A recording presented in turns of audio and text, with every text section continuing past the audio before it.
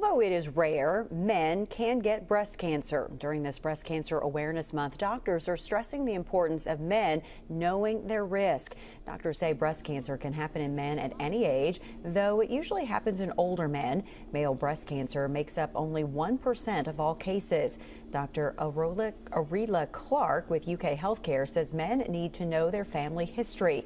She says 70 to 75% of male breast cancer is associated with their family. She says the symptoms shouldn't be ignored, like a lump felt near or in the breast, for example. Dr. Clark says while there are screening guidelines for women, there aren't any for men, but they're being developed as cases in men continue to rise. Dr. Clark says when male breast cancer is diagnosed, it's usually in a more advanced stage.